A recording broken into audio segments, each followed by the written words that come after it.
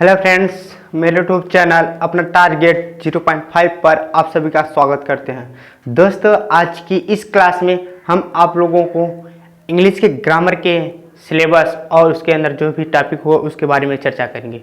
दोस्तों, आइए हम देखते हैं इंग्लिश के ग्रामर के बारे में। आज इस वीडियो में हम आपको इंग्लिश के ग्रामर के बारे में बताएंगे।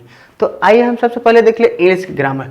इंग्लिश के ग्रामर में हम आप लोगों को दो पार्ट में बांटे हैं। पहला पार्ट है सेक्शन है, दूसरा पार्ट है सेक्शन बी। हम आप लोगों को पहले सेक्शन ए पढ़ाएंगे, उसके बाद सेक्शन बी पढ़ाएंगे।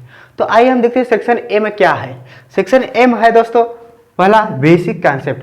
पहला दोस्तों बेसिक कॉन्सेप्ट है, दूसरा है टेंस, तीसरा है वॉइस, चौथा है नरेशन, पांचवा है सब्जेक्ट वर्ब एग्रीमेंट, छठवां है आर्टिकल्स, सातवां है क्वेश्चन टैग। सेक्शन ए में इतने सिलेबस हैं दोस्तों। हम आप लोगों को सेक्शन ए के बारे में बताएंगे दोस्तों, उसके बाद सेक्शन बी के बारे में बताएंगे। आज सेक्शन बी में क्या आता है दोस्तों, देखिए पार्ट ऑफ स्पीच। दोस्तों पार्ट ऑफ स्पीच में कौन कौन है? पहला noun, pronoun, adjective, verb, adverb, preposition, conjunction, interjection. हम आप लोगों को पहले सेक्शन ए के बारे ए को कंप्लीट करेंगे, उसके बाद बी को कंप्लीट करेंगे। तो आइए जानते हैं पहले सेक्शन ए के बारे में। सेक्शन ए के बारे में पहला क्या है? Concept, basic concept. हम आप लोगों को पहले बेसिक कॉन्सेप्ट के बारे में बताएंगे दोस्तों। तो आइए हम पहले बेसिक कॉन्सेप्ट समझ लेते हैं, उसके बाद जैसा कि सेक्शन ए में पहला था हेडिंग बेसिक कॉन्सेप्ट। हम आप लोगों को पहले लेकर आए हैं बेसिक कॉन्सेप्ट। हम आप लोगों को पहले बेसिक कॉन्सेप्ट के बारे में बता देते हैं दोस्तों। बेसिक कॉन्सेप्ट मतलब कि जो बेसिक चीज़ें होती हैं, जैसे कि इंग्लिश ग्रामर। हम आप लोग को ग्रामर पढ़ाने चल रहे हैं, पहले हम सबसे पहले जान लेते हैं ग्रामर की परिभाषा।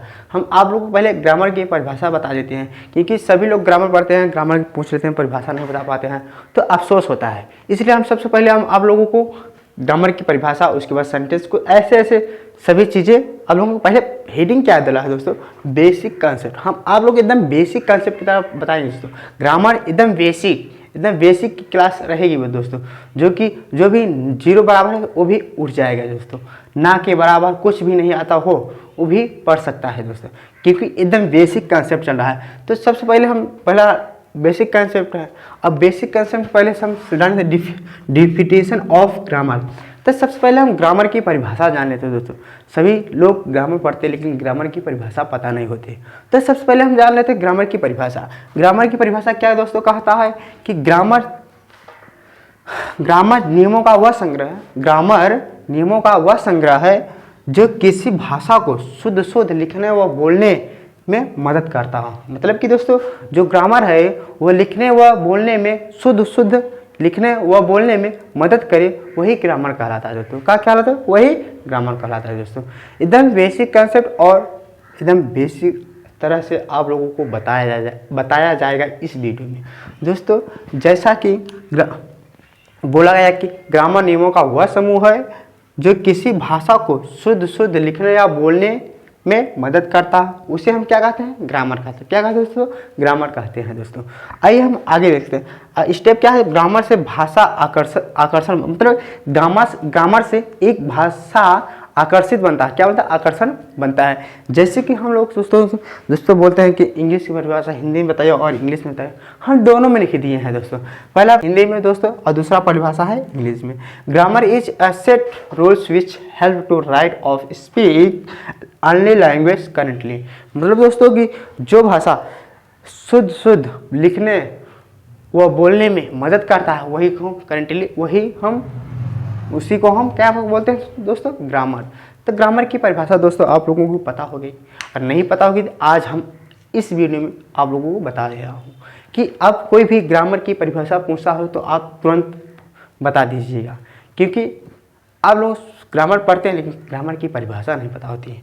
इसलिए हम आप लोगों के एकदम बेसिक कंसेप्ट के अनुसार पढ़ा रहे हैं। जो भी ना के बराबर पढ़ा हुआ है वो भी लड़का पढ़ सकता है, क्योंकि एकदम बेसिक कंसेप्ट है दोस्तों।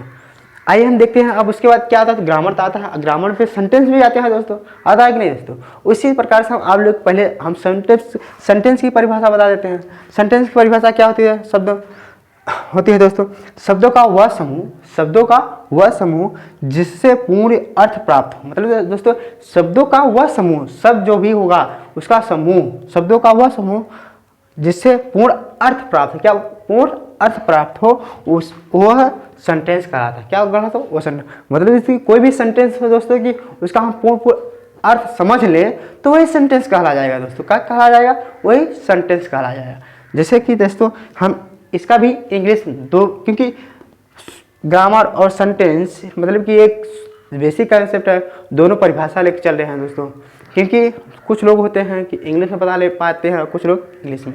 जो आपकी इच्छा होगी दोस्तों, इंग्लिश में बताना होगा तो इंग्लिश में बताइएगा और हिंदी में बताना होगा तो दोस्तों हिंदी में बताइएगा। तो हिंदी में इंग्लिश में क्या है दोस्तों? A group of words which make a complete word is called a sentence.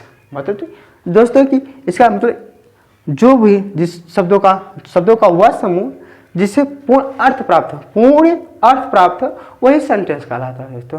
इसलिए हम आप लोगों को सबसे पहले हम शुरुआत करने जा रहे हैं ग्रामर। तो ग्रामर की परिभाषा जानना जरूरी है दोस्तों।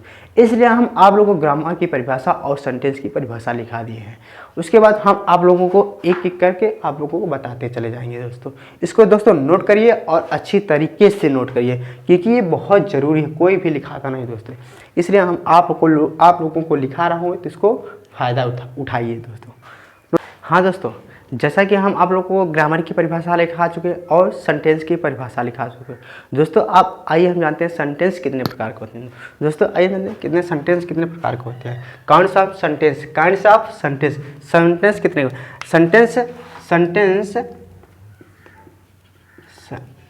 सेंटेंस 5 प्रकार के होते हैं दोस्तों। कितने प्रकार के? सेंटेंस 5 प्रकार के होते हैं दोस्तों। सेंटेंस 5 प्रकार के होते हैं। पहला सेंटेंस है दोस्तों असर्टिव सेंटेंस। पहला सेंटेंस है असर्टिव सेंटेंस। इसको हम 3 सेंटेंस बुला सकते हैं। इसका 3 सेंटेंस नाम दे सकते हैं। पहला असर्टिव सेंटेंस, इसमें हम इसको अफर्मेटिव सेंटेंस भी बोल सकते हैं और पॉजिटिव भी सेंटेंस बोलते हैं और नेगेटिव भी सेंटेंस बोलते हैं। मतलब कि इसी में पॉजिटिव नेगेटिव एक ही होता है, इसी में असर्टिव में आ जाएगा दोस्तों। और दूसरा है इम्परेटिव सेंटेंस। दूसरा है दोस्तों इम्परेटिव सेंटेंस। तीसरा है इंट्रोगेटिव सेंटेंस और चौथा है एक्सक्लेमेटरी सेंटेंस और पांचवा है ऑप्टेटिव सेंटेंस। ये सेंटेंस की प्रकार है दोस्तों। सेंटेंस के प्रकार 5 प्रकार के होते हैं। पूछा जाएगा दोस्तों सेंटेंस कितने प्रकार के, आप लोगों को बताएंगे 5 प्रकार के। कौन कौन सा? Assertive, imperative sentence, interrogative sentence, exclamatory sentence और ऑप्टेटिव सेंटेंस। तो हम आप लोगों को सेंटेंस की परिभाषा और सेंटेंस के कितने प्रकार के वो लिखा चुके हैं। तो हम इन लोगों को आप लोगों को अगली वीडियो में इन लोगों की परिचय कराएंगे दोस्तों। आइए सबसे पहले हम जान लेते हैं इसके एलिमेंट्स ऑफ सेंटेंस कैसे बनाया जाएगा दोस्तों। कैसे सेंटेंस को बनाया जाए, सेंटेंस किस तरह बनाया जाएगा दोस्तों। सर एलिमेंट्स ऑफ सेंटेंस बनाने में हम आप लोगों को क्या क्या आएगा क्या क्या नहीं आएगा उसके बारे में बताएंगे दोस्तों। तो एलिमेंट्स ऑफ सेंटेंस बनाने में कितने प्रकार के वाक्य आते हैं। तो देखिए सेंटेंस कितने आते हैं। जैसे एक वाक्य के निर्माण में, मतलब एक इस सेंटेंस को निर्माण में पहला सब्जेक्ट, दूसरा वर्ब और तीसरा ऑब्जेक्ट आएगा दोस्तों। मतलब सेंटेंस को निर्माण करने के लिए दोस्तों तो 3 आएंगे। पहला आएगा सब्जेक्ट आएगा, दूसरा वर्ब आएगा, तीसरा ऑब्जेक्ट। तो जैसे एलिमेंट्स की आवश्यकता होगी जैसे, और इसके बाद जैसे एलिमेंट्स की आवश्यकता, मतलब कि दोस्तों की सब्जेक्ट बनाने में 3 थी इंपॉर्टेंट है। पहला सब्जेक्ट, दूसरा वर्ब, तीसरा ऑब्जेक्ट। और जब जरूरत होगी उसके बाद वो एलिमेंट्स आप लगा सकते हो दोस्तों। सबसे महत्व 3 ही चीज़ें होती है दोस्तों, सब्जेक्ट, वर्ब और ऑब्जेक्ट। हम आप लोगों को सब्जेक्ट और वर्ब और ऑब्जेक्ट अगर पता चल, अगर सेंटेंस है तो ये क्या कहलाएगा? यही सेंटेंस कहलाएगा। जैसे कि दोस्तों पहला सब्जेक्ट, दूसरा वर्ब, तीसरा, ये 3 मिलकर एक सेंटेंस बनाते हैं दोस्तों। क्या बनाते हैं? एक वाक्य बनाते हैं दोस्तों। जैसा basics of structure of sentence, मतलब कि सेंटेंस का स्ट्रक्चर कैसे होगा दोस्तों। सेंटेंस का स्ट्रक्चर कैसे स्ट्रक्चर रहेगा उसका एक कंसेप्ट है दोस्तों। जैसे subject plus verb plus object, मतलब कि सेंटेंस का स्ट्रक्चर ऐसे रहेगा। पहला सब्जेक्ट रहेगा, दूसरा वर्ब रहेगा, तीसरा ऑब्जेक्ट। अगर 3 चीज रहेगा दोस्तों तब क्या कहलाएगा? सब्जेक्ट कहलाएगा, सॉरी दोस्तों सेंटेंस होगा दोस्तों। क्या होगा? सेंटेंस होगा। तो इसको हम एक छोटा नाम दिए हैं एसवीओ। हम आप लोगों को एसवीओ अगर रहेगा तो यही सेंटेंस बन जाएगा दोस्तों। अगर 3 चीज़ें का शामिल है तो सेंटेंस ही कहलाएगा दोस्तों। तो इसको दोस्तों एकदम बेसिक है, इसको नोट करिए और समझते हुए नोट करिए। जो भी दिक्कत होगी कमेंट में लिख दीजिएगा दोस्तों, उसके हम आप लोगों को बता देंगे फिर से। Subject plus verb plus object, मतलब दोस्तों कि तीन ही सेंटेंस बनाने में तीन ही चीज़ों की आवश्यकता होती है, सब्जेक्ट और वर्ब और ऑब्जेक्ट, इन्हीं तीन ही चीज़ों की आवश्यकता होती है। इसको दोस्तों नोट करिए और बेसिक समझ